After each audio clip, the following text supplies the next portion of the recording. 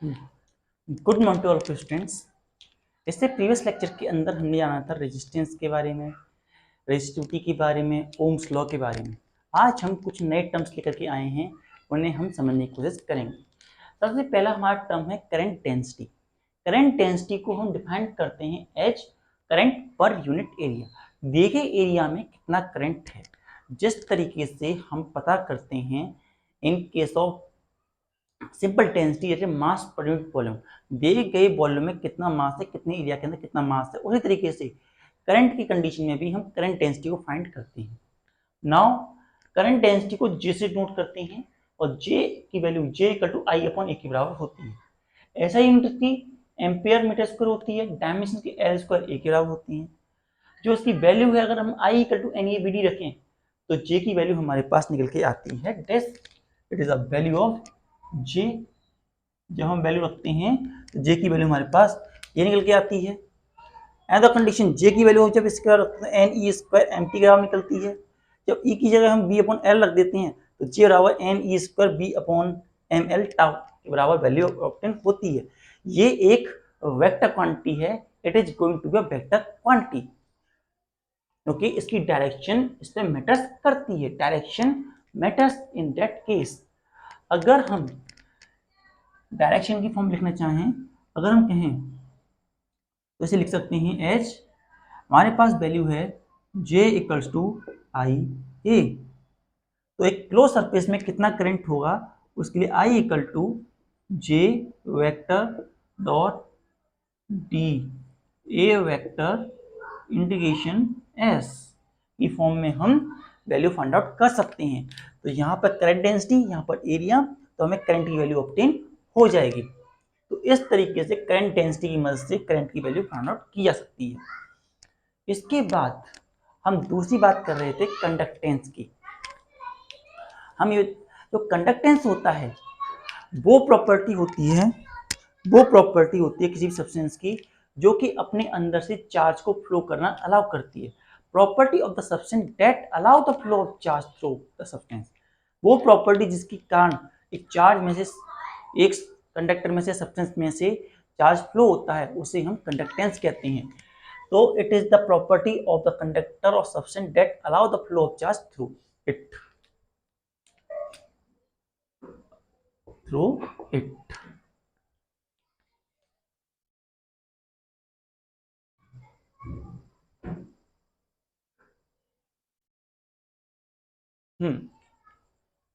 And हमने जाना था रेजिस्टेंस वो प्रॉपर्टी होती है दैट अपोज द मोशन और that resist the motion of electric current.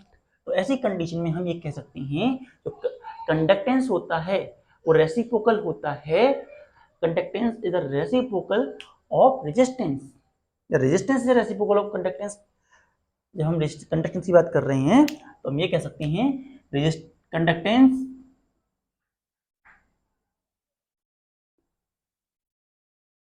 is the opposite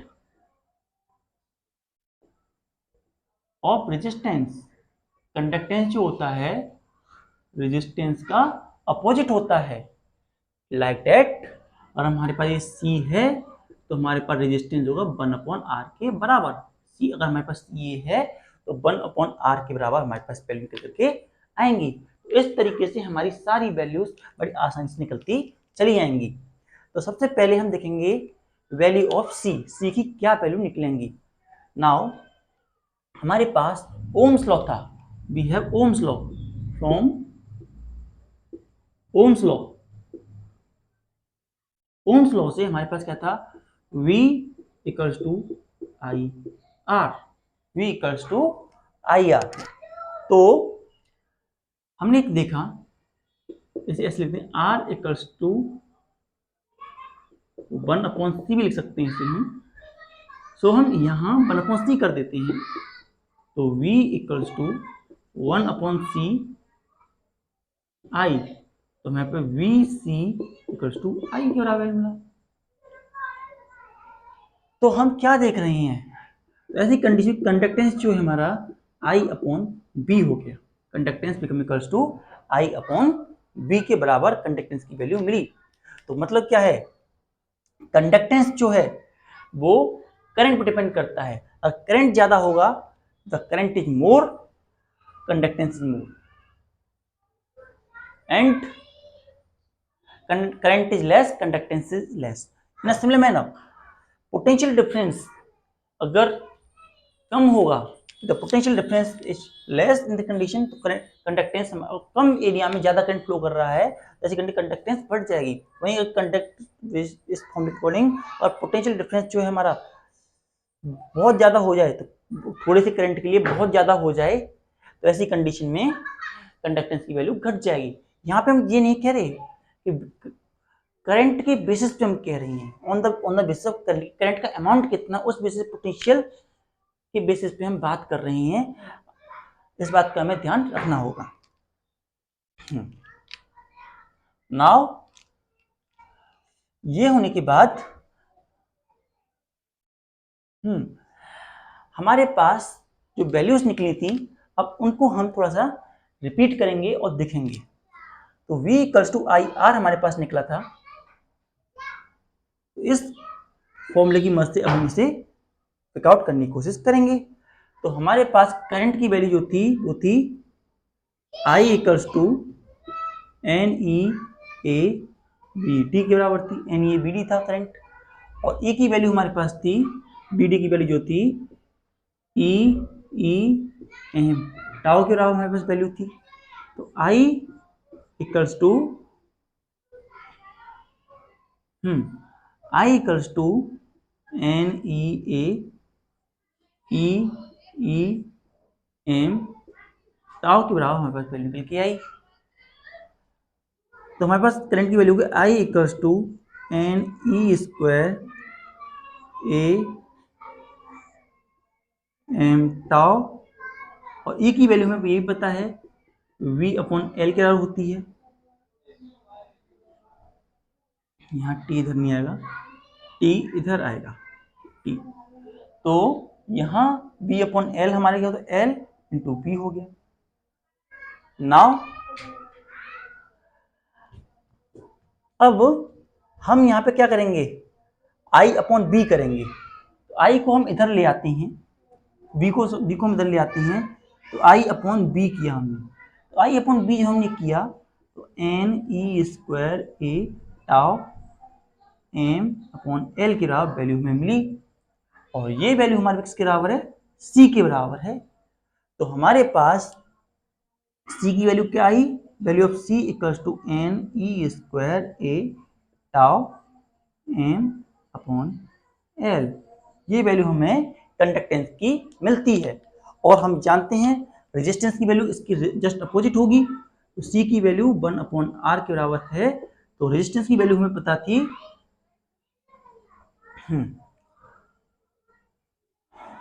और ये वैल्यू हमारी हो जाएगी N E square A tau M into L.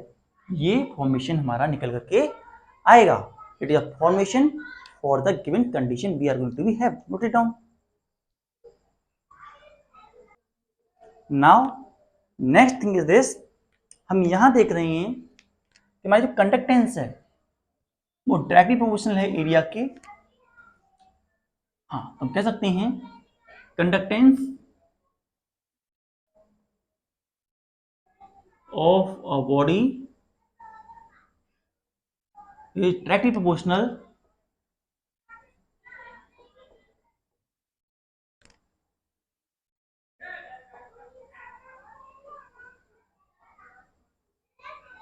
to area। Conductance जो होता है एरिया के डायरेक्टली प्रोपोर्शनल होता है।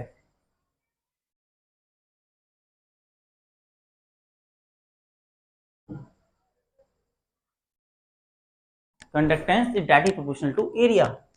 और वहीं दूसरा है conductance is inversely proportional to length. तो कह सकते हैं conductance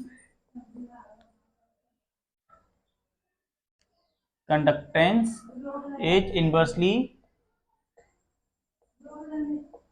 proportional to length.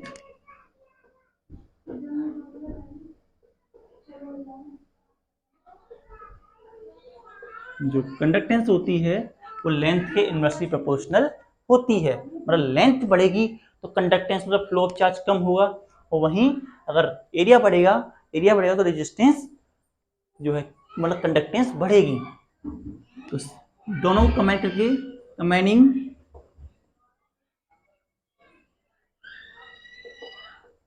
Both हमें क्या मिलता है, सी डायडी पोजिशन ए अपॉन एल की वैल्यू मिलती है। और प्रोपोर्शनल हम चाहते हैं एक कांस्टेंट की वैल्यू लगाते हैं, C equal to sigma A upon L, sigma A upon L की वैल्यू में ऑब्टेन होती है। तो यहां पे जो सिग्मा निकला, सिग्मा इसे हम बोलते हैं conductivity, sigma is a conductivity, sigma जो है वो हमारी कंडक्टिविटी की वैल्यू है। सिग्मा जो हमारे कंडक्टिविटी की यहां पर वैल्यू निकल के आती है। नाउ अब हम इसके डायमेंशंस देखेंगे। डायमेंशन के लिए क्या करना पड़ेगा, इस सबको इधर लाना पड़ेगा। तो हमने अभी डायमेंशन तो उसके भी नहीं देखे। डायमेंशन ऑफ कंडक्टेंस क्या होते हैं, कंडक्टेंस के डायमेंशन, पहले कंडक्टेंस के डायमेंशन देखना पड़ेगा। तो हम कंडक्टेंस के डायमेंशन यहां देखेंगे। देखिए ये है ये, तो कंडक्टेंस जो होता है C इक्वल्स टू 1/r होता है। R की डायमेंशन होते हैं 1/ओम, तो इसकी डायमेंशन हो गई नेगेटिव ओम। एक डायमेंशन तो इसका ये हो गया, यहां से एक डायमेंशन इसका माइनस का 1, एक डायमेंशन ये आ गया। दूसरे डायमेंशन के लिए हम ऐसे कह सकते हैं C इक्वल्स टू 1/r, तो ये होता है ओम, डायमेंशन ओम -1। तो कंडक्ट, और एक हम इसे सेमेन से भी कहते हैं, एस सेमेन भी कहते हैं, सिंपली एस। सो कंडक्टेंस के जो डायमेंशन हुए वो हमारे पास हो गए, नहीं सॉरी, कंडक्टेंस की ऐसा यूनिट, तो क्या हुई हमारे पास, ये हो गई सेमेन और ओम पर मीटर और ओम, ये हमारे पास डायमेंशन निकल के विंडो से यूनिट्स निकल के आती हैं कंडक्टेंस की। Note it down. यहाँ देखो तो क्या होता है, हमारा कंडक्टिविटी की जो वैल्यू आती है, वैल्यू ऑफ कंडक्टिविटी एक इज इक्वल्स टू, कंडक्टिविटी हमारे पास जो इसकी वैल्यू हमारे पास यूनिट जो आई इसकी, अभी हमने जो निकाल के दिखाई वो सीमेन, एक सीमेन निकल के आई, या फिर हम ओम मीटर और ओम मीटर की फॉर्म में लिख सकते हैं। Now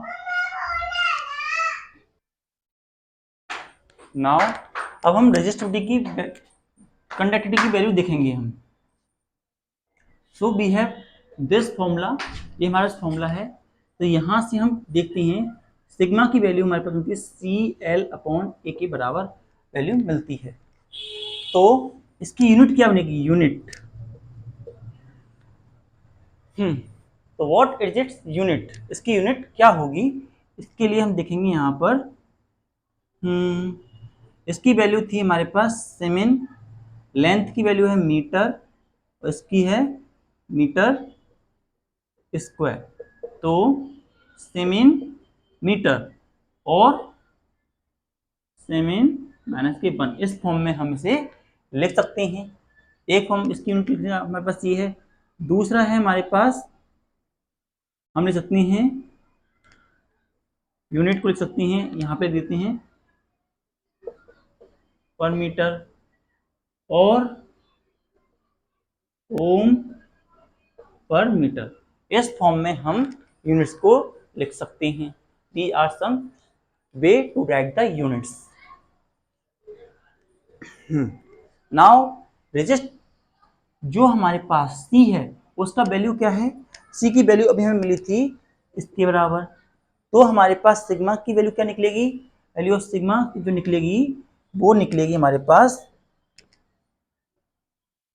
NE² A tau M/L L equal to L upon A, L से एल कैंसल, ए से ए कैंसल, तो सिग्मा की वैल्यू हमारे पास हो गई N E square tau upon M. और हम ये देख रहे हैं इसकी वैल्यू जो है रेजिस्टिविटी से एक अपोजिट है, इसकी वैल्यू, ये जो वैल्यू है रेजिस्टिविटी की अपोजिट है, इसीलिए सिग्मा जो होती है वो अपोजिट होती है रेजिस्टिविटी या कंडक्टिविटी जो होती है रेजिस्टिविटी की, और ये कह सकते हैं रो इज रेसिप्रोकल ऑफ सिग्मा। इसके अलावा ये सारी वैल्यू हमने निकाली कंडक्टिविटी, रेजिस्टिविटी। अब last term is dimensions. Dimension, dimension निकालते हैं। डायमेंशन के लिए हमारे पास जो वैल्यू निकल के आती है, C जो है हमारा बराबर है, कंडक्टेंस जो है I अपॉन बी के बराबर है, जो I अपॉन बी के बराबर है। तो ऐसी कंडीशन में I की वैल्यू हमारे पास, I का डायमेंशन होता है A और इसका डायमेंशन होता है हमारे पास, चार्ज को ऊपर ले जाएंगे AT और वर्क डन ML2 T-2 के बराबर। तो क्या हुआ, ये हमारे पास A square T upon ML2 T-2, तो ये बन जाता है हमारे पास M-1 L-3 A T3 A2 के बराबर हमारे पास डायमेंशन निकल करके आता है। It is dimension of conductance, it is the dimension of conductance, ये कंडक्टेंस का डायमेंशन रहता है। वहीं सिग्मा का डायमेंशन, डायमेंशन ऑफ सिग्मा, उसके लिए हमें ये वैल्यू लेना पड़ेगा। सिग्मा का डायमेंशन निकालने के लिए इसका डायमेंशन हमारे पास कितना निकला, इसका डायमेंशन है हमारे पास ये M-1 L-3 M-1 L-3 T3 A2। वहीं इसका डायमेंशन क्या है हमारे पास,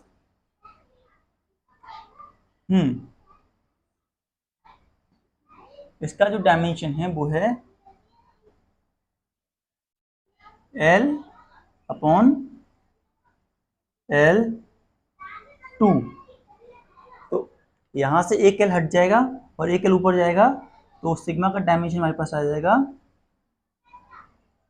ML-4 T3A2 के बराबर। ये हमारे पास डायमेंशन निकल करके आ जाएगा for the case of sigma. तो इस तरीके से हम डायमेंशन भी सिग्मा का पिक आउट कर लेते हैं। Note it down.